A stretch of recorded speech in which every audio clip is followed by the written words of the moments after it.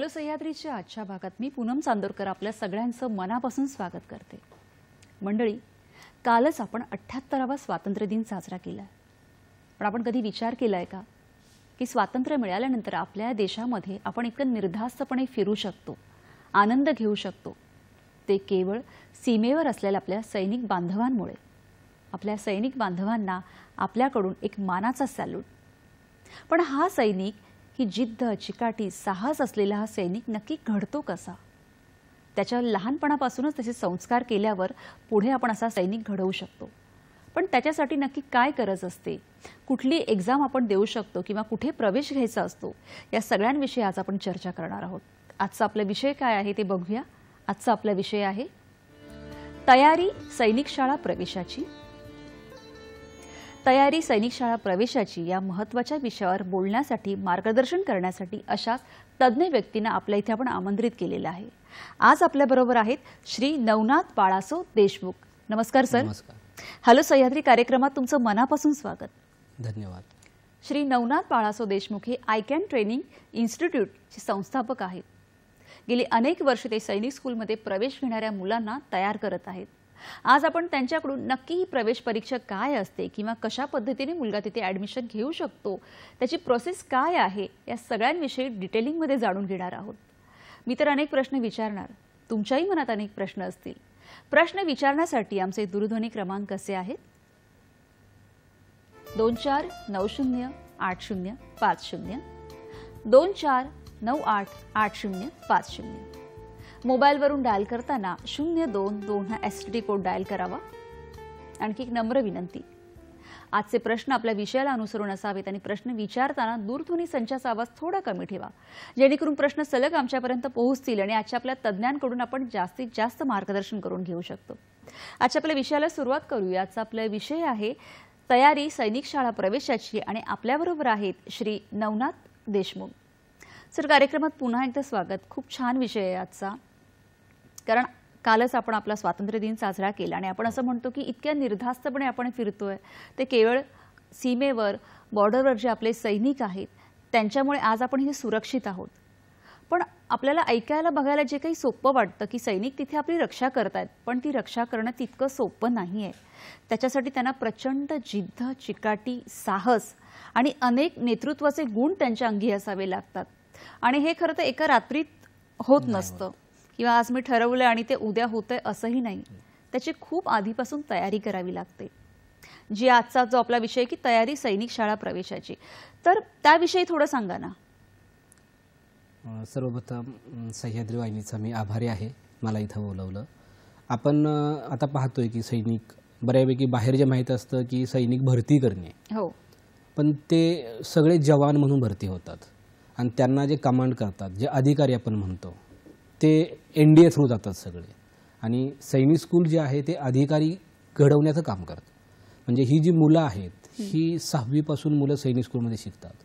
मग एवढ्या छोट्या वयात ज्यावेळेस ही मुलं त्या ठिकाणी सैनिक स्कूलला जातात, म्हणजे डिसिप्लिन त्यांच्यामध्ये ते सैनिक स्कूल घडवून आणतं, जो बदल घडवून आणतं, तो त्यांना पुढे एक अधिकारी चांगला बनवतं। एक 21व्या-22व्या वर्षी तो लेफ्टनंट बनतो आणि त्या ठिकाणी सैन्यामध्ये जाऊन ज्यावेळेस तो 100-200 सैनिकांची कमांड सांभाळतो, ते एक वेगळंच चित्र आईवडीलही पाहतात, आम्हीही पाहतो। ती मुलं आम्ही ज्यावेळेस सुरुवातीला पाहतो आणि एक अधिकारी बनून आल्यानंतर खूप त्यांच्यात बदल असतो।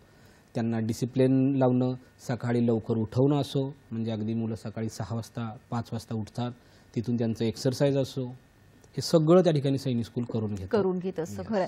मग महाराष्ट्रात असे किती सैनिक स्कूल आहेत, त्याविषयी आम्हाला माहिती सांगा। महाराष्ट्रामध्ये 2 सैनिक स्कूल आहेत, एक सातारा सैनिक स्कूल। तर सातारा सैनिक स्कूलची स्थापना ही 1961 साली झालेली आहे। भारतातलं पहिलं स्कूल आहे ते। तो एक आपला अभिमान पण आहे महाराष्ट्रासाठी की भारतातलं पहिलं सैनिक स्कूल हे महाराष्ट्रात सातारा या ठिकाणी स्थापन करण्यात आलं। आणि चंद्रपूरला मागच्या 5 वर्षापूर्वी दुसरं एक सैनिक स्कूल स्थापन करण्यात आलं। सो ही 2 सैनिक स्कूल आहेत, ती महाराष्ट्रामध्ये आहेत। पण मग ही जी दोन्ही सैनिक स्कूल आहेत किंवा भारताच्या बाहेरही आहेत, मग त्या सैनिक स्कूलमध्ये कोणत्या इयत्तेपासून प्रवेश दिला जातो, काय क्रायटेरिया आहे तो? तर प्रवेश प्रक्रिया जी आहे ती जनरली ऑक्टोबरच्या आसपास फॉर्म निघतात आणि सुरू होते। तर बऱ्याच पालकांना माहीत नसतं, बरेचसे पालक फॉर्म निघाल्यानंतर आमच्याकडे येतात की सर माझ्या मुलाला ॲडमिशन घ्यायचं आहे। तर ॲडमिशन घ्यायचं आहे पण त्याची प्रवेश प्रक्रिया त्यांना माहीत नसते. बरेच मुलांचा एज क्रायटेरिया निघून गेलेला असतो. तर इथं एज क्रायटेरियावरती ॲडमिशन प्रक्रिया डिपेंड आहे. म्हणजे मुलगा तुमचा 4th स्टँडर्डला असो, 5thला असो, 6thला असो, मुलं एक्झाम देऊ शकतात. आत्ता यावर्षी जी एक्झामचा जो क्रायटेरिया आहे तो आहे 1 एप्रिल 2013 ते 31 मार्च 2015. याच्यामध्ये जे काही विद्यार्थी बसत आहेत, मुलं असो किंवा मुली, ते 6वीसाठी एक्झाम देऊ शकतात. यात बरेचसे विद्यार्थी 4th स्टँडर्डचे सुद्धा आहेत जे ह्या एज क्रायटेरियामध्ये बसतात. तेही प्रवेश परीक्षा देऊ शकतात. आणि 5thमध्ये एक्झाम देणारा जो मुलगा आहे तो तर बसतोच, पण 6ची सुद्धा बरीचशी मुलं ह्या एजमध्ये बसतात आणि एक्झाम देतात. ओके, पण मग आता जसं तुम्ही सांगितलं की 6वीमध्ये जेव्हा आपण प्रवेश प्रक्रिया ही होते, मग त्याच्यासाठी काय पात्रता हवी असते ते सविस्तर सांगा. एकतर मुलगा जो आहे तो रजिस्टर शाळा जी आहे, जिल्हा परिषद शाळा असावी किंवा गव्हर्नमेंट मान्यताप्राप्त शाळा असावी, त्याच्यामध्ये त्याचा प्रवेश असावा. तुम्हाला आता मी एज क्रायटेरिया सांगितला. त्याच्यानंतर त्या ठिकाणी कॅटेगरी वाईज मग मुलांचे प्रवेश होतात. तुम्ही प्रवेश परीक्षा फॉर्म भरायचा असतो. याच्यामध्ये तुम्हाला महाराष्ट्रातली डॉक्युमेंट द्यावी लागतात. डोमासाईल असेल किंवा मुलाचे कॅटेगरी सर्टिफिकेट असतील, आधार कार्ड, ही डॉक्युमेंट दिल्यानंतर ऑनलाईन फॉर्म सुटतात. ते ऑनलाईन फॉर्म भरायचे असतात पेरेंट्सनी. तो भरल्यानंतर मग जो 4थी 5वी 6वीतला पण एजमध्ये बसणारा मुलगा ती परीक्षा देऊ शकतो. त्यांना मग त्यासाठी जानेवारीमध्ये एंट्रन्स एक्झामला सामोरं जावं लागतं. ओके, पण मग 4थ्या इयत्तेतला जर एखादा विद्यार्थी असेल आणि त्याला जर सैनिक प्रवेश परीक्षा द्यायची असेल तर देऊ शकतात का? हो, देऊ शकतात. असे बरेचसे विद्यार्थी आहेत आमच्याकडे ज्यांनी 4thमध्ये एक्झाम दिलेली आहे आणि त्यांची निवड झाली सैनिक स्कूलमध्ये आणि ते आता 6वीमध्ये शिकतायत. म्हणजे डिरेक्टली त्यांना 6वीमध्ये घेतलं जातं. ओके, पण मग सर ही प्रवेश परीक्षा जी आहे ती किती वेळा आपण देऊ शकतो, जरा सविस्तर सांगा. प्रत्येक मुलाला 2 चान्स मिळतात. मग तो 4thला आणि 5thला असेल किंवा 5thला आणि 6thला असेल. जसं तुम्हाला आता मी सांगितलं जो एज क्रायटेरिया, त्या एज क्रायटेरियानुसार जर तुम्ही पहिल्या अटेम्प्टला अपेअर झाला तर तुम्हाला सेकंड अटेम्प्ट मिळतो. जर तुम्हाला पहिला अटेम्प्ट नाहीच, तुमच्यापर्यंत माहिती नाही पोहोचली आणि तुम्ही नाही दिला तर मग तुम्हाला फक्त 1 अटेम्प्ट असतो. सो ह्या दोन्ही अटेम्प्टला मुलं एक्झाम देतात आणि बरीचशी मुलं जी आहेत पहिल्या अटेम्प्टपेक्षा दुसऱ्या अटेम्प्टमध्ये सिलेक्शनचे त्यांचं प्रमाण खूप जास्त आहे. म्हणजे आम्ही अशी मुलं पाहतो, जसं की याच वर्षी एक्झाम झाली, रिझल्ट लागला. आमच्याकडे देवांश फाळके म्हणून विद्यार्थी होता. पहिल्या अटेम्प्टला त्याला मार्क्स नाही जास्त पडली, 220च्या आसपास मार्क्स पडली. सेकंड अटेम्प्टला मात्र त्याला 290 मार्क्स पडली. तो राज्यात पहिला आला. सो त्याने दोन्ही अटेम्प्ट दिले. त्याच पद्धतीनं मुलगीसुद्धा पहिल्या अटेम्प्टला 220 मार्क्स होते, नाही झालं तिचं सिलेक्शन. सेकंड अटेम्प्टला तिनं एक्झाम दिली क्षितिजानं आणि ती राज्यामध्ये मुलींच्यातून पहिली आली. सो अशी बरीचशी मुलं आहेत. प्रतीक्षा थोरात आहे, तिनं सेकंड अटेम्प्ट दिला, ती SC कॅटेगरीमध्ये राज्यात पहिली आली मुलींच्यात. सान्वी शितळे म्हणून आहे जी सेकंड अटेम्प्ट दिला, ती राज्यात OBC मधून पहिली आली. सो अशी भरपूर मुलं आहेत. सो 2 अटेम्प्ट शक्यतो मुलांनी द्यावेत. 2 अटेम्प्ट शक्यतो मुलांनी द्याव्यात. पण मग समजा एखादा 4थीतला विद्यार्थी असतो, तो 6वीसाठी तयारी करतो, पण मग एखादा 7वीमधला वयात बसणारा विद्यार्थी 9वीसाठी तयारी करू शकतो का? 7वीतला विद्यार्थी 9वीसाठी तयारी करू शकतो आणि परीक्षाही देऊ शकतो. पण थोडंसं इथं नियम वेगळा लागतो. जसं तुम्हाला म्हटलं मी 4थीतला विद्यार्थी आहे, त्याने एंट्रन्स एक्झाम दिली, त्याचं सिलेक्शन झालं, तो 6ला जातोय. तसे विद्यार्थी आहेत. यावर्षीसुद्धा आमचे बरेचसे विद्यार्थी आहेत. कौस्तुभ चरपे म्हणून आहे जो 4थीमधून 282 मार्क्स घेऊन सिलेक्शन झालं. त्याच्यानंतर ओम सरगर म्हणून आहे ज्याचं 4थीमधून 269 मार्क्स पडले, सिलेक्शन झालं. RS चव्हाण आहे 4थीमधून त्याचं सिलेक्शन झालं, 260 मार्क्स पडले. ही मुलं घेतली गेली. पण तसंच आमच्याकडे एक 7वीचा मुलगा आहे ज्याचं सिलेक्शन झालं, सातारा सैनिक स्कूलच्या मेरिटला नाव आलं, पण त्याला घेतलं नाही गेलं. कारण तिथं मुलगा 8वीमध्ये शिकत असावा आणि ज्यावेळेस प्रवेश होणार आहे त्यावेळेस तो 8वी पास असावा असा एक नियम आहे, जो तुम्हाला इथं 6वीच्या प्रवेशाला नाही आहे. त्यामुळे मुलगा 7वीत असेल, परीक्षा देऊ शकेल, मेरिटमध्ये येईल, पण त्याला ॲडमिशन मिळणार नाही. त्याला परत 8वीमध्ये एक्झाम देऊन सगळी प्रक्रिया परत करावी लागेल आणि त्यावेळेस सिलेक्शन झालं तरच 9वीला प्रवेश मिळेल. त्याच्यासाठी असा काही वेगळा मार्ग नाही आहे. Okay okay. मग ह्या प्रवेश परीक्षेसाठी किती मार्क्स असतात? आता 6वीची जी एक्झाम आहे ती 300 मार्काची असते आणि त्याच्यामध्ये मग गणित, बुद्धिमत्ता, GK आणि लँग्वेज. मराठी मीडियमचे जे विद्यार्थी आहेत ते मराठीतून परीक्षा देतात, ज्याच्यामध्ये त्यांना सगळा पेपर मराठीमधून असतो आणि इंग्लिश मीडियमचे आहेत ते इंग्लिशमधून देतात. असं तुम्हाला लँग्वेज चूज करायचं ऑप्शन त्या ठिकाणी आहे.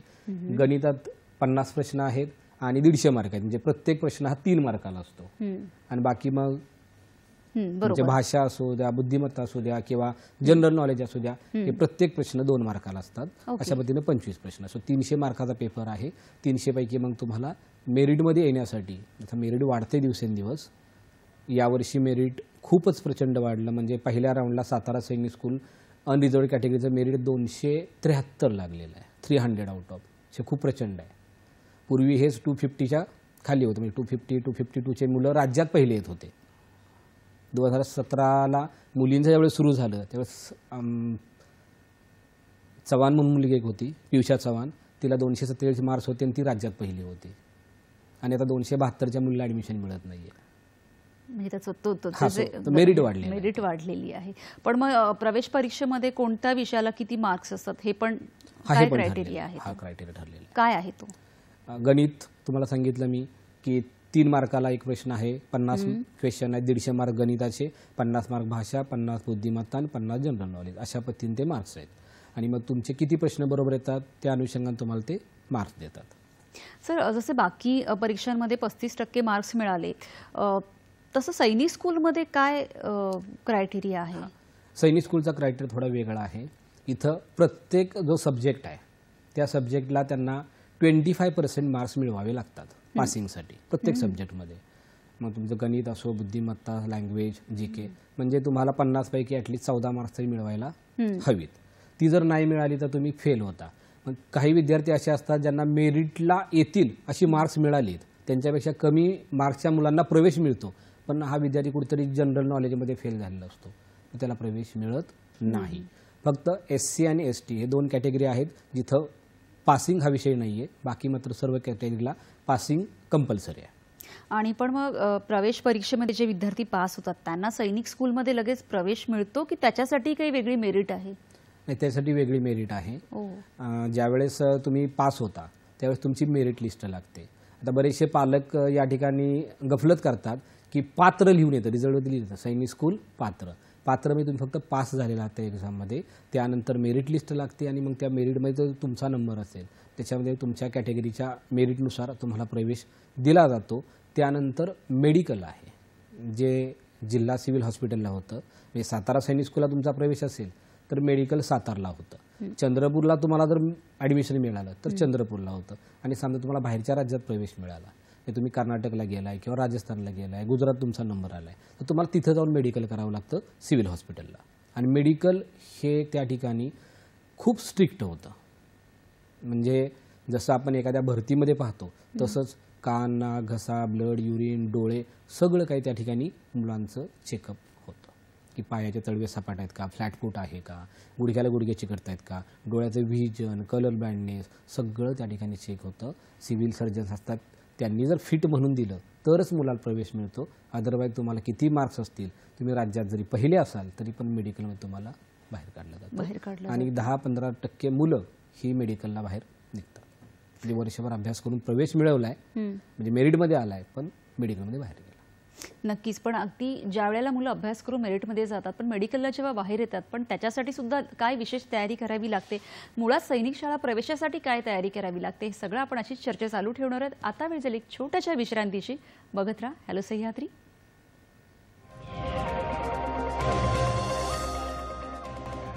हॅलो सह्याद्री कार्यक्रमात विश्रांतीनंतर सगळ्यांचं पुन्हा एकदा स्वागत. तयारी सैनिक शाळांची या महत्त्वाच्या विषयावर आपण बोलत आहोत आणि आपल्याबरोबर आहे श्री नवनाथ देशमुख सर. एक कॉल आलेला, आपण तो कॉल घेऊया आणि चर्चा अशीच पुढे चालू ठेवूया. अंजली शिंदे आपल्याशी बोलत आहेत साताऱ्यावरून. नमस्कार, बोला अंजली ताई. हॅलो. हा बोला. बोला, प्रश्न विचारा. सर, मला विचारायचं आहे, माझी मुलगी आता 7वी मध्ये शिकते, इंग्लिश मीडियमला आहे, तर तिला सैनिक स्कूल प्रवेश परीक्षा द्यायची असेल तर कधी देता येईल आणि तिच्यासाठी डॉक्युमेंट्स कुठली लागतील? आमची OBC कॅटेगरी आहे. तुमची मुलगी 7वीला आहे तर ती यावर्षी एक्झाम जर एजमध्ये बसत असेल, जसं मी तुम्हाला मगाशी 6वीचा एज क्रायटेरिया सांगितला होता, तसा 9वीला एज क्रायटेरिया वेगळा आहे. 9वीचा जो एज क्रायटेरिया आहे तो 1 एप्रिल 2010 ते 31 मार्च 2012 याच्यामधली असेल तर ती यावर्षी एक्झाम देऊ शकेल, पण तिला प्रवेश नाही मिळणार. सो तिला परत 8वीला एक्झाम द्यावी लागेल जसं मगाशी मी सांगितलं होतं 8वी पास लागतो सैनिक स्कूलला प्रवेश घेताना, तुमचा मुलगा असेल किंवा मुलगी असेल. आता मुलींच्या बाबतीत थोडंसं इथं जागा किती आहेत, म्हणजे असं मुलांना प्रत्येक कॅटेगरीची लिस्ट निघते की 6वीतनं काही मुलं जागा शिल्लक राहतात ज्या 9वीला भरल्या जातात. मुलींच्या जागा कमी असतात, पण त्या ठिकाणी तुम्हाला 8वीलाच एक्झाम द्यावी लागेल. आणि ओबीसीमधून तुम्हाला जर प्रवेश घ्यायचा असेल तर त्या ठिकाणी तुम्हाला डॉक्युमेंट लागतात. डोमासाईल सगळ्यांनाच कंपल्सरी लागतं, ते काढावं लागतंय. बर्थ सर्टिफिकेटची झेरॉक्स लागते, आधार कार्ड लागतं, आणि त्याच्यानंतर तुम्हाला ओबीसी सर्टिफिकेट आणि नॉन क्रिमिनल लागतं. म्हणजे नॉन क्रिमिनल जर असेल तरच तुम्हाला ओबीसी कॅटेगरीमधून फॉर्म भरता येतो, नाहीतर तुम्हाला अनरिझर्वड कॅटेगरीमधून फॉर्म भरता येतो. म्हणजे तुमचं उत्पन्न 8 लाखापेक्षा कमी पाहिजे, हा क्रायटेरिया त्यांनी ओबीसीसाठी दिलेला आहे. सो एवढी डॉक्युमेंट तुम्ही कलेक्ट केली तर तुम्हाला त्या ठिकाणी फॉर्म भरता येईल आणि त्याला एंट्रन्स तयारी करून एक्झाम देता येईल. नक्कीच. सर, विश्रांतीला जाण्यापूर्वी आपण म्हणत होतो की जर एखादी प्रवेश प्रक्रिया जी आहे त्यात तो मुलगा टॉप आलेला आहे, पण मेडिकल जी होते, जसं तुम्ही सांगितलं की 10-12% जी मुलं आहेत ती केवळ मेडिकलमध्ये सिलेक्शन न झाल्यामुळे बाहेर पडतात. मग त्यावेळेला काय करू शकतो? कारण मुलाने एवढी तयारी केलेली असते, तर तिथे काही आहे का की त्याच्यासाठी वेगळं ट्रेनिंग त्या मुलांना आपण देऊ शकतो का, की मेडिकलमध्ये सुद्धा त्यांनी टॉप याने ती प्रवेश प्रक्रिया पूर्ण करावी? याची ॲक्च्युली तयारी पालकांनी करून घ्यायची असते. मुलं छोटी असतात, मुलांना जास्त काही समजत नाही. सो पालकांना काय करायचे, सगळ्यात जास्त मुलं ही अनफिट होतात ती डोळ्यामध्ये. मग आता पूर्वी डोळ्याचे त्रास नव्हते, आता खूप जास्त आहेत. कारण मुलं मोबाईल खूप पाहतात, मोबाईलवरती गेम खेळत बसतात, कार्टून पाहतात किंवा टी व्हीवरती कार्टून पाहतात, ज्याच्यामुळे त्यांचे डोळ्याचे इश्यू होतात. म्हणजे आत्ता आम्ही पाहतो 90 ते 95% मुलं जे अनफिट होतात त्यांना एकच रिझन आहे, ते म्हणजे डोळ्यामध्ये काढलं जातं. त्याच्यामध्ये काय पाहतात, ते व्हिजन पाहतात. तो व्हिजन तुमचं नॉर्मल हवं किंवा 6/6 इथपर्यंत व्हिजन तुमचं चालतंय. त्याच्यापेक्षा जास्त जर व्हिजन असेल, 6/9 आहे, 6/12 आहे, तर मात्र तो मुलगा अनफिट होतो. त्याच्यानंतर कलर ब्लाइंडनेस जो आहे त्याला मात्र नो एक्सक्यूज आहे, त्याला अनफिट केलं जातं. आणि चष्मा जो आहे तो -1.25 पर्यंत अलाउड आहे. म्हणजे बरेचसे पालक आमच्याकडे असे असतात की माझ्या मुलाला चष्मा नाही आहे, आम्ही ज्यावेळेस आमच्याकडे मुलं येतात आम्ही सांगतो तुम्ही प्रवेश प्रक्रियेत तयारी करताय ना, तुम्ही अगोदर डोळे चेक करून घ्या, तर पुढच्या तयारीला लागा. पालक म्हणत नाही त्याला चष्मा नाही, काय नाही. चष्मा चेक केलेला नसतो, पण डोळे दुखत नाही, डोकं दुखत नाही असं म्हणून ते समजून जातात. अशी मुलं मेडिकलला अनफिट होतात बऱ्याच वेळा.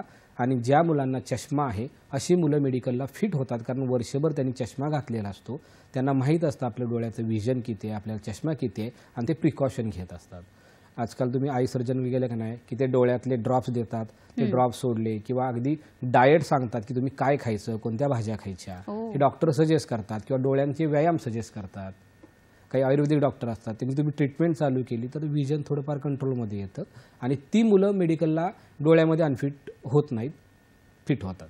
काही मुलं 2nd, 3rd पासूनच तयारीला लागतात. सो त्यांनी अगोदरपासूनच त्या पालकांनी मुलाच्या व्हिजनवरती थोडंसं नियंत्रण ठेवलं पाहिजे. सो गॅजेटपासून त्यांना मोबाईलसारख्या लांब ठेवायचं. हे झालं डोळ्याचं. त्याच्यानंतर जास्त मुलं अजून अनफिट होतात ते फ्लॅट फिटमध्ये, म्हणजे पायाचे तळवे सपाट असणे. हे आर्मी भरतीमध्ये सुद्धा पाहिलं जातं. आणि बऱ्यापैकी 20-25% मुलांचे पाय सपाटच आहेत. आम्ही पाहतो आमच्या जेव्हा मुलं येतात, मग आम्ही त्यांना काय सांगतो की फूट आर्क घ्या. ते कुठल्याही मेडिकल इन्स्ट्रुमेंटच्या शॉपमध्ये मिळतं किंवा ऑनलाईन सुद्धा अवेलेबल आहे फूट आर्क म्हणून. सो तुम्ही ते फूट आर्क विकत घेतलं आणि शूजमध्ये घातलं आणि रोज सकाळी 15-20 मिनिटं, संध्याकाळी 15-20 मिनिटं त्यांना पळायला लावलं, तर हळूहळू पायावरती दाब येतो आणि पायाला एक कर्व तयार होतो, तो फ्लॅट फूट निघून जातो. आणि या पद्धतीनं भरपूर मुलं झालेले आहेत सिलेक्ट. म्हणजे आमच्याकडे अशी मुलं आहेत की आता 8वी 9वीला गेलीत, सैनिक स्कूलमध्ये शिकतायत, त्यांना फ्लॅट फूटचा प्रॉब्लेम होता, आज त्यांचा कोणताही इश्यू नाही आहे. किंवा डोळ्याला प्रॉब्लेम होता. मुलगा आता आमच्याकडे अशी मुलं आहेत जी 9वी 10वीला गेलेत, 6वीत पण क्लासला आला त्यावेळी त्यांच्यात चष्मा होता आणि आजही त्यांना चष्मा आहे, चष्मा गेलेला नाही आहे, पण तो नंबर कंट्रोलमध्ये आहे. ओके. म्हणजे ती मुलं शिकतायत. पालकांनी तर ती काळजी घेतली. नक्की, म्हणजे अशा पद्धतीने आपण काळजी घेऊ शकतो. अजूनही सर आपण पुढे जाणून घेऊया, एक फोन घेऊया. शुभांगी आपल्याशी बोलताय जळगाववरून. नमस्कार, बोला शुभांगीजी.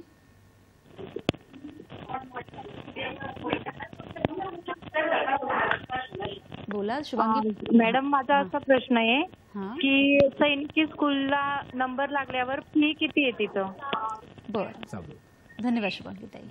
प्रत्येक सैनिक स्कूलची फी वेगळी आहे. हां, म्हणजे मला असं वाटतं की हा त्यांचाच नाही तर बऱ्याच पालकांचाही हा मुद्दा असू शकतो किंवा प्रश्न असू शकतो की माहिती नसते आणि असं होतं की काय आहे, आपण अफोर्ड करू शकतो किंवा नाही, काय आहे ते पूर्ण. सैनिक स्कूल ही चार्जेबल आहेत. जरी ती सेंट्रल गव्हर्नमेंटची असली तरी सुद्धा त्या ठिकाणी फीज आहे. जसं जवाहर नवोदयला आपण पाहतो फ्रीमध्ये आहे. प्रत्येक जिल्ह्यामध्ये जवाहर नवोदय आहे आणि तिथं काही मुलांना फी नसते, पण सैनिक स्कूलला मात्र फी आहे. ती प्रत्येक स्कूल वाईज वेगळी आहे. कुणाची 1,60,000 आहे, सातारला 1,60,000च्या आसपास फी आहे वार्षिक, चंद्रपूरला 1,80,000च्या आसपास आहे. काही अदर स्टेटला तुम्ही गेला, बिहारसारख्या ठिकाणी 2,00,000 प्लस सुद्धा फीज आहेत. सो फीज मात्र भराव्या लागतात. मग त्यातून कॅटेगरी वाईज काही स्कॉलरशिप मिळतात, पण तो त्यांचा इंटरनल पार्ट आहे. पण फी आहे आणि ती दरवर्षी 10% वाढत जाते. सो पालक बऱ्यापैकी त्यांची आर्थिक कुवत पाहूनच सैनिक स्कूलकडे येतात. आणि हे किती वर्षांचं आपण म्हणू शकतो की तुम्हाला प्रवेश 6वीला आहे. सो 6वी ते 12वी पर्यंत सैनिक स्कूल आहे. सो प्रत्येक वर्षी तुम्हाला फी भरावी लागते. अच्छा, म्हणजे ती पुढची जी 7-8 वर्ष आहे त्या तयारीनुसारच पालकांनी म्हणजे तयार असायला पाहिजे. सो एकाच वेळेस पालक सैनिक स्कूल आणि जवाहर नवोदय दोन्हीची तयारी करू शकतात. याच्यामध्ये जर तुमची आर्थिक पात्रता नसेल, बाबा आपल्याकडे तेवढे पैसे नाहीत, आपण वर्षाला 2,00,000 नाही खर्च करू शकत, तर तुम्हाला जवाहर नवोदय सुद्धा चांगला ऑप्शन आहे. तुम्ही तिथं मुलांना पाठवू शकता. तीही एक्झाम 5वीत असताना देता येते. ओके. आणि तिथेही हा सेम एज क्रायटेरिया वगैरे नाही, तिथं एज क्रायटेरिया, तिथं 5वीला विद्यार्थी असायला पाहिजे आणि ज्या जिल्ह्यामध्ये विद्यार्थी शाळेत शिकतोय त्याच जिल्ह्याचा रहिवासी असला पाहिजे. बरं. या क्रायटेरियानुसार तो मुलगा जवाहर नवोदयला जाऊ शकतो. किंवा काही मुलं राष्ट्रीय मिलिटरी स्कूलची एक्झाम देतात, त्याला सेम सैनिक स्कूलचा क्रायटेरिया आहे. आणि डिफेन्स मिलिटरीकडूनच ती स्कूल चालवली जातात. तिथं फी थोडी कमी आहे, पण तिथं डिफेन्ससाठी खूप जास्त रिझर्वेशन आहे. ओके. सर, मगाशी आपण मेडिकलबद्दल बोलत होतो, तर त्याविषयी तुम्हाला अजून काही सांगायचं आहे का? अजून त्या ठिकाणी बघितलं, डोळ्यामध्ये मुलं अनफिट होतात, फ्लॅट फूटमध्ये होतात, नॉकनीमध्ये सुद्धा काही मुलांना काढलं जातं की गुडघ्याला गुडघे जर चिटकत असतील तर तुम्ही त्या ठिकाणी नॉकनीमध्ये अनफिट होऊ शकता. सो त्याचाही व्यायाम करून आपल्याला तो प्रॉब्लेम घालवता येतो.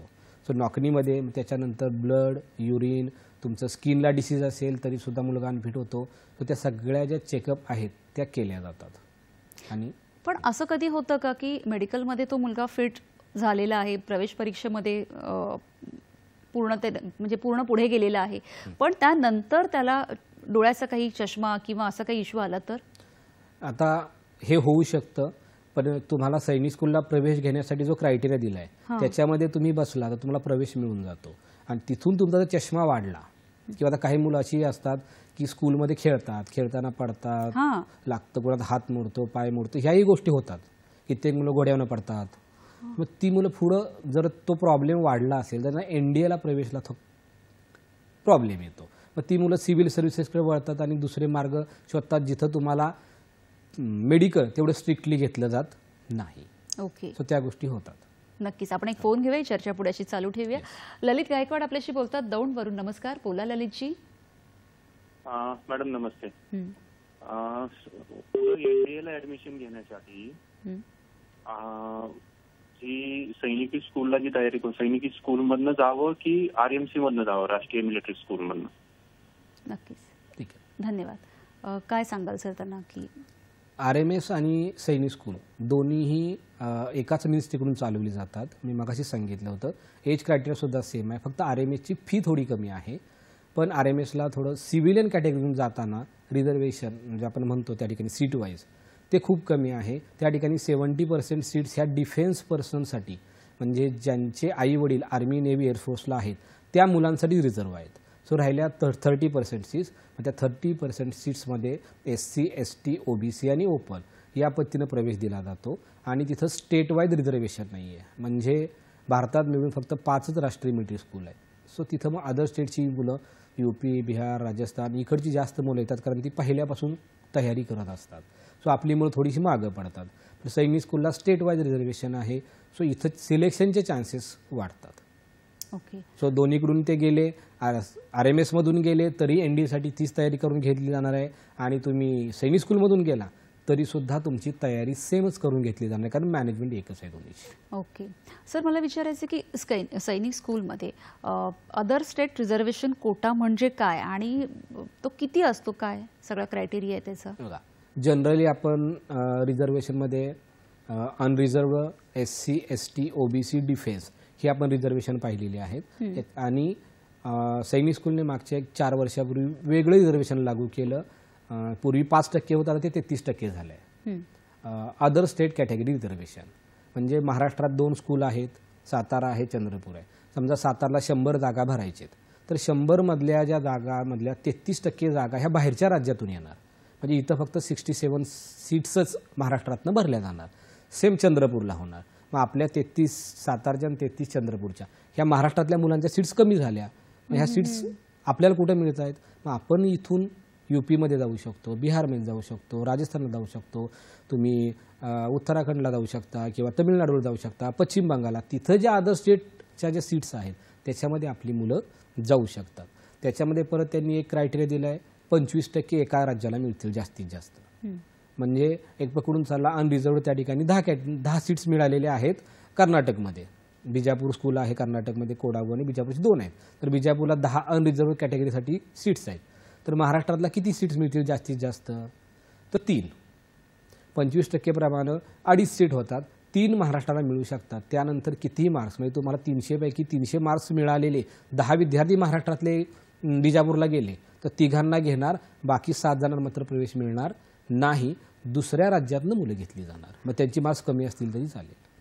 पण मग ती जी बाकीची जे विद्यार्थी आहेत त्यांनी परत तयारी करायची ना. मग त्यांना ते स्टेट सोडून दुसरे मिळते का? बघा, पूर्वी असं होतं की एका ठिकाणी तुम्ही फॉर्म भरला, फॉर्म भरतानाच ती पद्धत होती की तुम्हाला कोणतं स्कूल हवं आहे त्या स्कूलच्या नावाने फॉर्म भरायचा.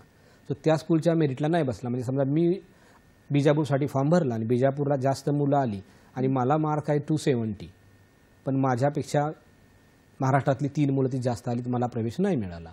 आणि तिथंच कोडागू दुसरं स्कूल आहे कर्नाटकमध्ये, तिथं मेरिट आहे 260, पण मी तिथं जाऊ शकत नाही. तो मुलगा बाहेर आहे, त्यांना नेक्स्ट इयरला तयारी करायची. आता मात्र त्यांनी प्रत्येक मुलाला 10 स्कूल निवडायचे ऑप्शन दिलेले आहेत. सो बिजापूर पण मी घेतोय, कोडागू पण घेतोय, मी राजस्थानचं स्कूल टाकतोय, त्यात UPचं टाकतोय, अशी 10 स्कूल टाकतोय. सो हे नाही तर ते कुठं ना कुठं मला माझ्या मेरिटप्रमाणे जागा मिळून जाईल. सो हा आता बदल झालाय, पूर्वी हा बदल नव्हता. नक्कीच सर, आपण हे जाणून घेऊया. एक फोन घेऊया फक्त आधी. शिवानंद वसेदर आपल्याशी बोलतात निपाणीवरून. नमस्कार, बोला. हॅलो, बोला, प्रश्न विचारा. हा नमस्कार मॅडम. साहेब, मी शिवानंद वसे बोलतो नेपाळीहून. आणि माझा प्रश्न असा आहे, काही वेळा मिलिटरीमध्ये मुलं भरती होण्यासाठी भरपूर वेळ प्रयत्न करतात. म्हणजे सांगायचं म्हणजे त्यांनी भरपूर वेळ व्यायाम करणे, पळणे, योगासन अशा प्रकारचे भरपूर व्यायाम अनियोजनबद्ध करतात. त्याच्यामुळं त्या मुलांच्या तब्येतीमध्ये काही प्रॉब्लेम होऊ शकतो काय? त्याच्यामुळे त्यांना काय प्रॉब्लेम उद्भवतो? तुम्ही काय मार्गदर्शन कराल आणि कशा प्रकारे व्यायाम नियोजनबद्ध केले पाहिजे? तुम्ही काय मार्गदर्शन कराल असा प्रश्न आहे मॅडम. नक्की, धन्यवाद शिवानंदजी. आता आपण जे म्हटला मिलिटरी भरती, तो विषय मी मला सांगितलं थोडा वेगळा आहे. तिथं मुलं मोठी आहेत, 18 वर्षानंतरची मुलं आहेत आणि ही मुलं छोटी आहेत. सो या मुलांचे ज्यावेळेस सैनिक स्कूलला प्रवेश होतो तिथं रिटर्न टेस्ट आणि मेडिकल ह्या 2च गोष्टी आहेत. फिजिकल त्या ठिकाणी नाही आहे की तुम्हाला त्या ठिकाणी जाऊन रनिंग करून दाखवायचे किंवा उड्या मारून दाखवायचे, त्याचे गुण आहेत आणि मग प्रवेश मिळेल, असा प्रकार सैनिक स्कूलला नाही आहे. सो तो मुलगा जर रिटर्नमध्ये क्लिअर झाला, मेरिटमध्ये आला आणि मेडिकलला त्यानं क्लिअर केलं मेडिकल, तर आता काही मुलं अशी असतात जी ओव्हरवेट असतात पण मेडिकलला फिट होतात. मग ज्यावेळी ती सैनिक स्कूलला जातात त्यांच्यात खूप बदल होतो, ते वेट ऑटोमॅटिक निघून जातं. काही मुलांची थोडीशी हाईट कमी असते, लहानपणी नसते वाढलेली, पण तीही मुलं मेडिकलला फिट झाल्यानंतर सैनिक स्कूलला जातात. मग त्यांची हाईट वाढणं असो किंवा रनिंग वगैरे ते सगळं सैनिक स्कूल करून घेतं. सो आतमध्ये तुम्हाला गेल्यानंतर या गोष्टी आहेत आणि तिथं मग तुमचे जे इन्स्ट्रक्टर असतात ते आर्मीचे लोक असतात, ती करून घेतात व्यवस्थित. त्यांना ते माहीत असतं कशा पद्धतीने तुमचा व्यायाम करून घ्यायचा आहे ते. नक्कीच सर, खरं तर मगापासून तुम्ही खूप छान अशी माहिती आमच्यापर्यंत पोहोचवत आहात आणि त्याचबरोबरीने हे कळलं की एवढ्या लहान लहान मुलांना सुद्धा पालक अदर राज्यांमध्ये पाठवायला तयार होतात. मग त्यांची मानसिकता काय असावी हे सगळं आपण जाणून घेणार आहोत. पण आता वेळ झाली एका छोट्याशा विश्रांतीची. बघत राहा हॅलो सह्याद्री.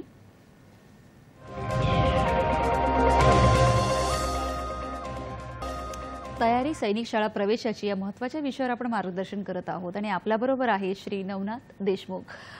सर, खरं तर ह्या इतक्या टफ पद्धतीने मुलांचं सिलेक्शन होत असतं, पण त्यांची जीवनशैली तिकडे कशी असते याच्या संदर्भात आपल्याकडे काही फोटोज आहेत, ते आपण आता बघूया.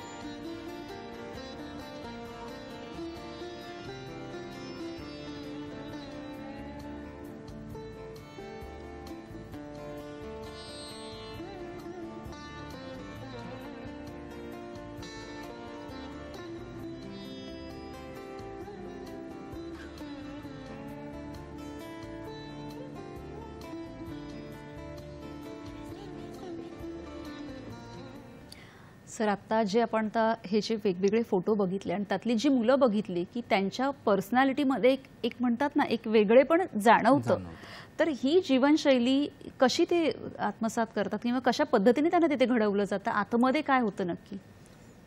आपली जी मुलं आहेत आणि यांच्यामध्ये जो बदल आहे, यांना आतमध्ये सकाळी मी म्हटल्याप्रमाणे 5 वाजता उठावं लागतं. प्रत्येक सैनिक स्कूलचं टाइम टेबल वेगळं आहे.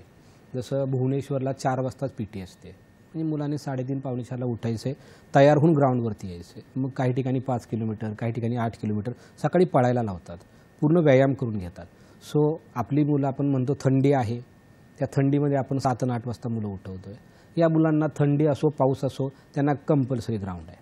अगदी मुलगा थोडाफार आजारी असेल तरी ताप आलाय तरी त्याला ग्राउंडवर यावं लागतं, ग्राउंड करावं लागतं. खूप जास्त आजारी असेल तर फक्त एक्सक्यूज मिळतो. सो मुलं मेंटली तेवढी तयार होतात. मग फिजिकल फिटनेस त्यांचा या पद्धतीनं करून घेतला जातो.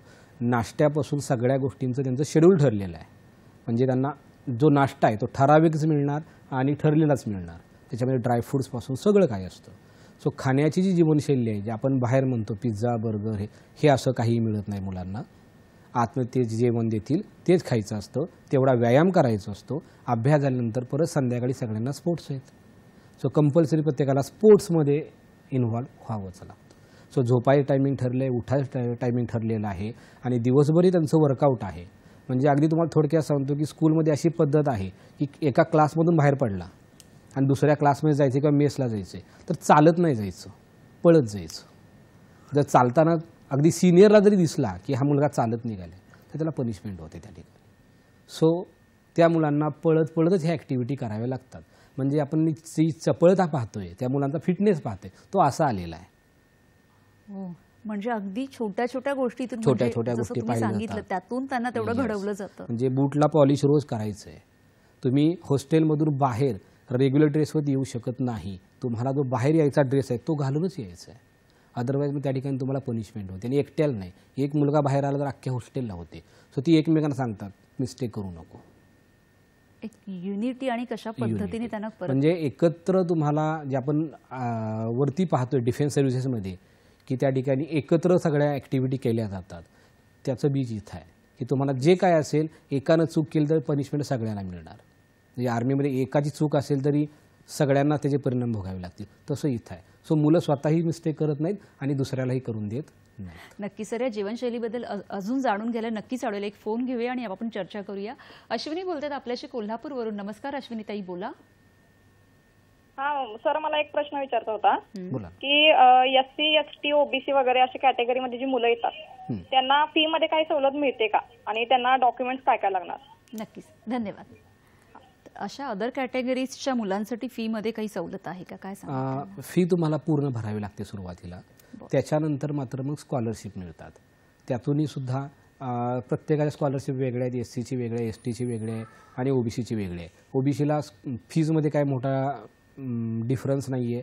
त्यांना फक्त OBC कॅटेगरीमध्ये रिझर्वेशन मिळालेलं आहे आणि प्रवेश मिळाला आहे. SC STला मिळते, पण तिथंसुद्धा उत्पन्न ठरलं आहे. म्हणजे SCमध्ये 2.5 लाख उत्पन्न असेल तर तुमच्या फीमध्ये तुम्हाला बऱ्यापैकी सवलत मिळते. जास्त असेल तर मिळत नाही. आणि डॉक्युमेंट जे सांगितले, डोमासाईल हे सगळ्यांसाठी लागणार आहे. आधार कार्ड सगळ्यांसाठी कंपल्सरी आहे. जन्माचा दाखला आहे. त्याच्यानंतर SC STला कॅटेगरी सर्टिफिकेट हवं आहे. ते स्टेटचं आणि सेंट्रलचं असं दोन्ही काढून घ्यायचं आहे. कारण बाहेरच्या राज्यात जर तुमचा प्रवेश झाला तर तुम्हाला सेंट्रल सर्टिफिकेट मागितलं जातं. आणि OBCला मी मागाशी डॉक्युमेंट सांगितलेत. OBCचं कास्ट सर्टिफिकेट आणि नॉन क्रिमिनल. आणि OBCसुद्धा सेंट्रलचं काढायचं आहे, जेणेकरून तुम्ही बाहेरच्या राज्यात गेला तर तुम्हाला त्या ठिकाणी प्रवेश मिळेल. कारण OBC कसं होतं आता महाराष्ट्रात तिथं कुणबी आहेत, वाणी आहेत, तेली आहेत, हे प्रत्येक किंवा धनगर आहेत, तर त्याच्या पद्धतीने वेगवेगळी सर्टिफिकेट मिळतात. किंवा VJNT आहे तर VJNT मिळतं. सेंट्रलला फक्त OBC आहे. सो या सगळ्या कॅटेगरी एकत्र OBCमध्ये येतात. सो सेंट्रलचं सर्टिफिकेट काढून घ्यायचं. नक्कीच. मगापासून आपण बघतोय की मुलांना प्रवेश दिला जातो, पण आता जी मुलांची प्रवेश प्रक्रिया आहे त्याचबरोबरीने आता मुलीसुद्धा तिथे प्रवेश घेत आहेत. मग ती किती टक्के घेतात आणि मुलींना प्रवेश दिला जातो का, या सगळ्यांविषयी आपण जाणून घेणार आहोत. आता वेळ झाली एका छोट्याशा विश्रांतीची. घेऊ एक छोटीशी विश्रांती.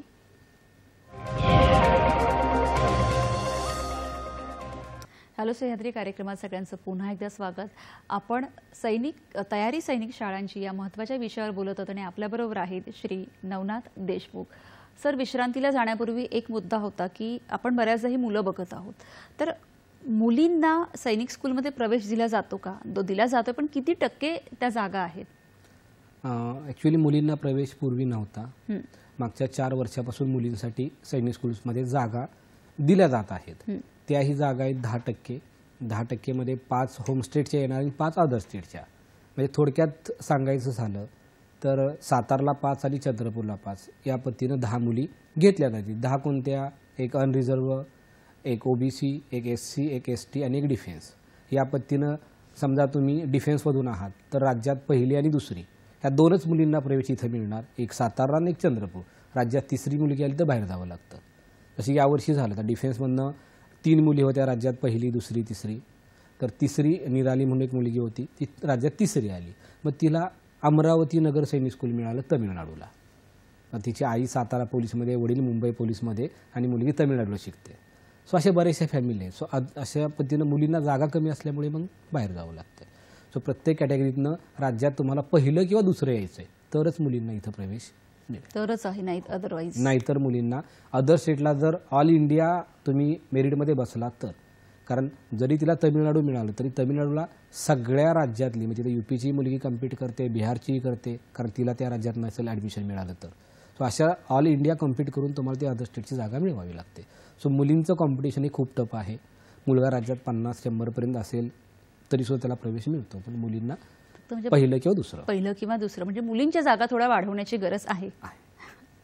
सर, जसं आता तुम्ही सांगितलं की तमिळनाडू किंवा अदर राज्यांमध्ये, UP, बिहारमध्ये आपल्या महाराष्ट्रातली लहान लहान मुलं जातात. खरं तर एवढ्या लहान वयामध्ये फक्त महाराष्ट्रात नाही, घराच्या बाहेर नाही तर दुसऱ्या राज्यातच पाठवायचं. काय असते पालकांची मानसिकता? काय होतं की सुरुवातीला ज्यावेळेस पालक आमच्याकडे येतात त्यावेळेस पालकांना जास्त काय माहीत नसतं. सैनिक स्कूलला जायचं आहे, मुलाला पाठवायचं आहे एवढं त्यांना माहीत असतं. हळूहळू जशी तयारी होते, आम्ही दर महिन्या 2 महिन्याला पालक मिटिंग घेऊन त्यांना एक गोष्ट सांगत जातो. पण त्यावेळेस त्यांना एक्झाम मुलं ज्यावेळेस देतात त्यावेळेस पालकांची आणि मुलांची अशी मानसिकता होती की मला कुठंही ऑल इंडिया प्रवेश मिळाला तरी मी जाणार. म्हणजे पालकांच्या अगोदर मुलं तयार असतात, कारण ते पाहत असतात स्पर्धा काय आहे आणि सैनिक स्कूल काय आहे हे मुलांना बऱ्यापैकी आम्ही सांगितलेलं असतं. पण त्या ठिकाणी जसं तुम्हाला तुम्ही सांगितलं अदर स्टेट 33% जागा आहे. सो जागा भरपूर आहेत आणि त्याच्यामध्ये मग तुम्हाला बाहेर जायचं आहे. जसं की आत्ता यावर्षी पण काही मुलं गेली, अगदी मुली गेल्या. आता धैर्या गोस्वामी म्हणून मुलगी आहे, आई डॉक्टर आहे, मुंबईचीच मुलगी आहे. 267 मार्क्स होते. आम्ही म्हटलं थांबा, पहिल्याच राऊंडला तिला झारखंडला तैलिया स्कूल मिळालं. म्हटलं तुम्हाला सातारा किंवा चंद्रपूर येईल, थोडं थांबा. नाही, आम्ही स्कूलची माहिती घेतली, चांगलं स्कूल आहे, तीही लगेच गेली. म्हणजे मुली अशा बाहेर गेलेत, मुलंही गेलीत. अगदी 4थीतली मुलं. मागच्या वर्षी प्रगती म्हणून मुलगी होती आमच्याकडे कोल्हापूरची, 4थीमधून तिला कोडागू सैनिक स्कूल आलं, मुलगी गेली. मराठी मीडियमची मुलगी होती, CBSEला ॲडजस्ट झाली, काही प्रॉब्लेम नाही. सो अशी मुलं बाहेरच्या राज्यात जातात. पालक सुरुवातीला तयार होत नाहीत, पण त्या ठिकाणी हळूहळू मुलांच्यातला तो बदल पाहतात की मुलांना काही आता सैनिक स्कूलला मला जायचे, ओढ आहे. मग तिथं गेलं की आम्ही फक्त पालकांना 2च गोष्टी सांगतो. एक म्हणजे मुलाला सोडून आला की तुम्ही पहिले 2 महिने फोन करू नका. प्रत्येक मुलगा रडणार आहे, मुलगी रडणार आहे, त्यांना आठवण येणार आहे आणि तुम्हालाही आठवण येणार आहे. मुलं तिथं 80% मुलं मिक्स होऊन जातात, त्यांना घरची आठवण पण येत नाही. पण 20% मुलं रडतात. मग ते पालकांचे फोन जर जायला लागले तर मग ती मुलं राहत नाहीत, मग ती मुलं सोडून येतात. नाही, मला इथं राहायचं नाही.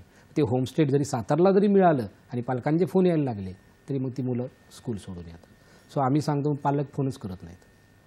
सो असं केले की मग ती मुलांना ॲडजस्टमेंट होते. मुलं लवकर ॲडजस्ट होतात. तुम्हाला आम्हाला ॲडजस्ट व्हायला वेळ लागेल. पण जी छोटी मुलं असतात त्यांचे मित्र बनतात, मैत्रिणी बनतात, डेलीचं रुटीन आहे, उठायचं दिवसभर, त्यांना स्पोर्ट्स असतो, तुम्हाला म्हटलं मी. आणि त्यांचं टाइम टेबल इतकं टाईट असेल की त्यांना वेळच मिळत नाही ह्या गोष्टींना. आणि आठवड्यातनं एकदा 2-2.5 मिनिटं फक्त फोन करायचा आहे.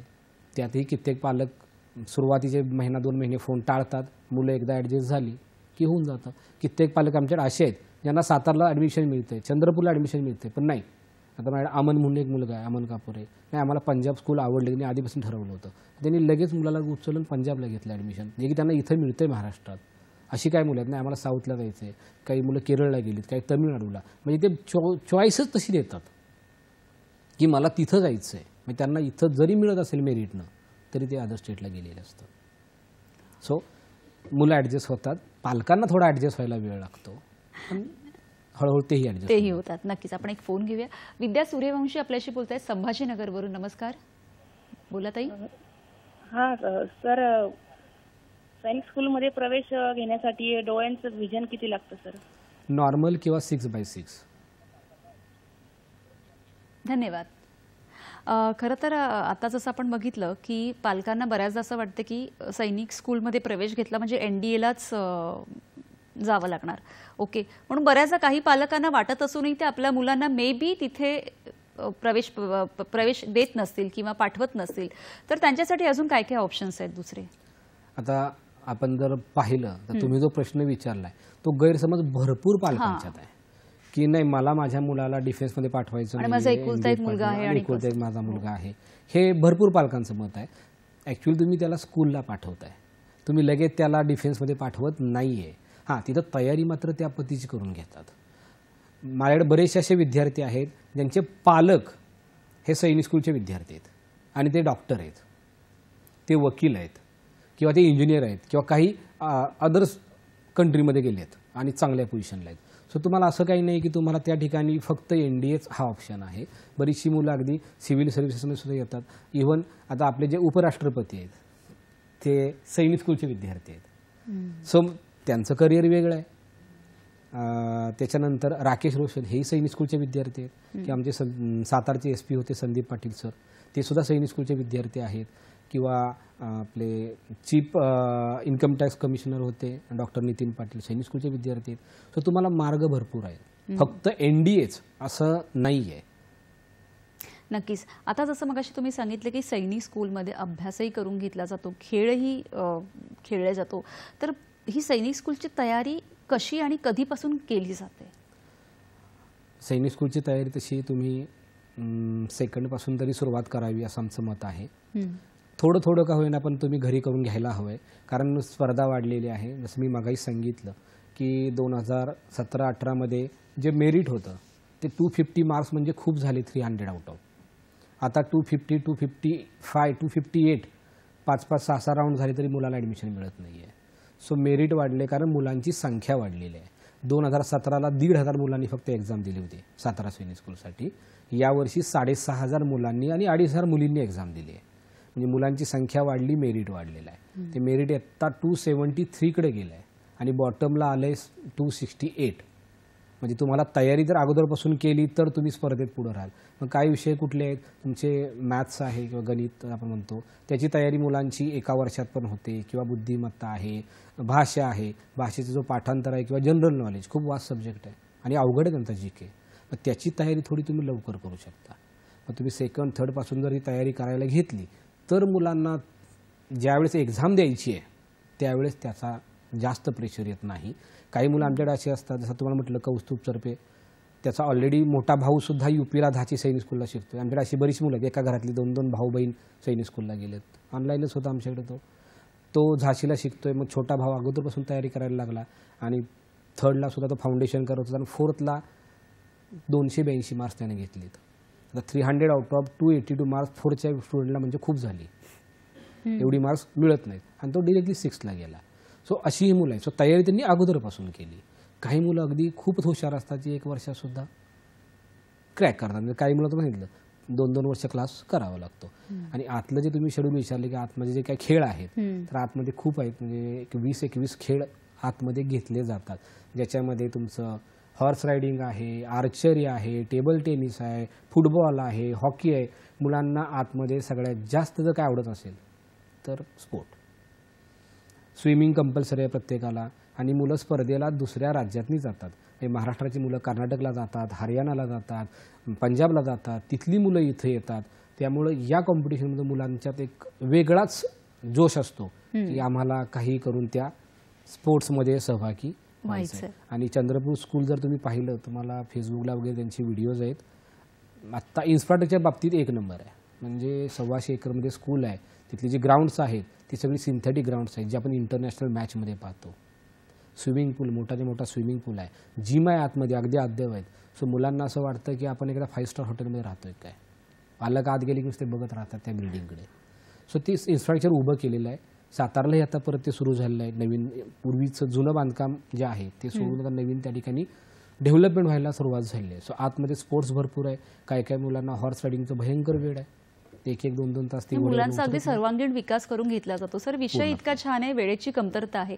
जाता जाता आपल्या सगळ्या विद्यार्थ्यांना तुम्हाला काय सांगावं असं वाटतं आणि पालकांनाही? पालकांना एवढं सांगेन की आता जी तुमची मुलं आहेत त्यांच्यावर तुमचं प्रेम असतं. माझाही आता माझी मुलगी आहे, तिलाही मी सैनिक स्कूलसाठी तयार करतोय. मला एवढंच म्हणायचं की बाहेर जी आता परिस्थिती आहे की तुम्ही 7वी 8वी नंतर जे पाहता गॅजेटचं वेळ किंवा सोशल मीडियाचं वेळ हे मुलांच्यात प्रचंड आहे. म्हणजे छोटी मुलं सुद्धा कार्टून बघायला कंटिन्यू फोन घेऊन बसतात. आतमध्ये त्यांना तो मोबाईल मिळतच नाही. सो ते सोशल मीडिया किंवा बाहेरच्या लाईफपासून वेगळे असतात आणि एक डिसिप्लिन लाईफ जगतात ज्याच्यामध्ये तुमचं टायमिंग ठरलं की तुम्हाला एवढ्या वाजताच उठायचं आहे, तुम्हाला या टायमिंगला जेवायचं म्हणजे जेवायचं आहे, तुम्हाला एवढंच खायचं आहे आणि ते हेल्दी त्यांना जेवण दिलं जातं. संध्याकाळी तुम्हाला स्कूल झाल्यानंतर स्पोर्ट्स कंपल्सरी आहे, तुम्हाला खेळावंच लागेल स्पोर्ट्स. झोपाय टायमिंगला तुमची लाईट बंद होणार, तुम्हाला झोपायचंच. हे बाहेर शक्य नाही आहे. आम्ही ते मुलगा बाहेर गेला की काही खायला मागतोय, आपण देतोय, रात्री 12, 1, 2 पर्यंत मुलगा जागतोय, असं आतमध्ये नाही आहे. आणि आत तुम्ही ज्यांच्यामध्ये वागता किंवा वावरता ती सगळी मुलं एंट्रन्स एक्झाममधून आलेली आहेत. तिथं कुठलाही वेगळा मार्ग नाही आहे एंट्रन्सशिवाय. सो ती सगळी टॉपर मुलं असतात. आणि शेवटी आपण म्हणतो ना, जशी तुमची संगत आहे तशी तुम्ही घडता. मोठमोठे अधिकारी तुम्हाला मार्गदर्शन करतात. त्यामुळे ती मुलं त्याच पद्धतीनं चांगली घडतात आणि पुढं तयार होतात. नक्कीच. जसं आता सरांनी सांगितलं की सैनिक शाळा प्रवेशासाठी आजच्या चर्चेतून एकच ठळक मुद्दा मला जाणवतो, तो म्हणजे सैनिक शाळा प्रवेशासाठी एकच आधार आहे आणि तो म्हणजे गुणवत्ता. आधीपासून तयारी करणं. खरं आजचा आपला विषय कसा वाटला तुम्हाला माहितीच आहे. माध्यमं आम्हाला नक्की कळवा. सर, तुम्ही इथे आलात आणि एवढी छान माहिती आमच्यापर्यंत पोहोचवली त्याबद्दल खरंच खूप खूप धन्यवाद. भेटूया पुढील भागात पुन्हा एका नवीन विषयासह. तोपर्यंत नमस्कार.